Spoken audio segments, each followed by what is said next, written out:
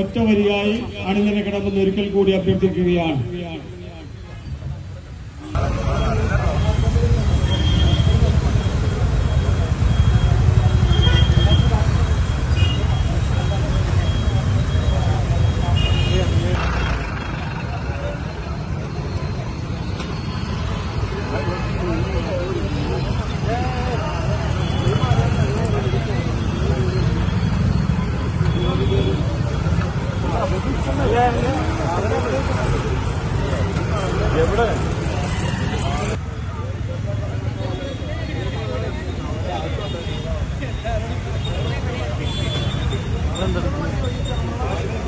ല്ല ഇവിടെ സ്ഥാനം കൊടുക്കേണ്ടത്.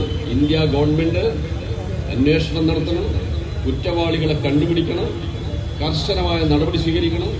370-ാം വകുപ്പ് എടുത്തു കളഞ്ഞതുകൊണ്ടും കാശ്മീർ കുറച്ചുകാലം കേന്ദ്രം ഭരിച്ചതുകൊണ്ടും കാശ്മീരിലെ സാധാരണ സ്ഥിതി പുനഃസ്ഥാപിക്കാൻ കഴിഞ്ഞിട്ടില്ല എന്ന് വ്യക്തമായി. നോട്ട് നിരോധനം നടന്ന ഉടനെ തന്നെ എല്ലാ തീവ്രവാദവും ഇന്ത്യയിൽ അവസാനിച്ചു എന്നായിരുന്നു മോദിയുടെ അവകാശവാദം. ഇതുകൊണ്ടൊന്നും അവസാനിക്കുന്നില്ല. രാഷ്ട്രീയ താൽപര്യത്തിന് വേണ്ടി ഏത് തീവ്രവാദത്തെയും പ്രോത്സാഹിപ്പിക്കുന്ന തലത്തിലേക്ക് തരം താണു പോകരുത്. അതുകൊണ്ട് ഗവൺമെന്റ് നിഷ്പക്ഷമായ അന്വേഷണം നടത്തി യഥാർത്ഥ കുറ്റവാളികൾ ആരാണ്, ഒരു സംഘത്തിന്റെ പേര് പറഞ്ഞല്ലോ, അവര് തന്നെയാണോ,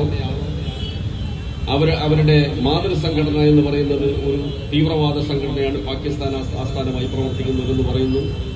അത്തരം തീവ്രവാദ പ്രവർത്തനങ്ങൾക്ക് അറുതി വരുത്താൻ, ജനങ്ങൾക്ക് സുരക്ഷ നൽകാൻ, മതത്തിന്റെ പേരിലുള്ള കലാപത്തിലേക്ക് രാജ്യത്തെ തള്ളിവിടാതിരിക്കാൻ ആവശ്യമായ ജാഗ്രതയും മുൻകരുതലും ഗവൺമെന്റ് കൈക്കൊള്ളണം എന്ന് അഭ്യർത്ഥിച്ചുകൊണ്ട് നിങ്ങളെല്ലാവരെയും ഞാൻ എന്റെ നമസ്കാരം അറിയിക്കുന്നു. എല്ലാവർക്കും അഭിവാദനങ്ങൾ.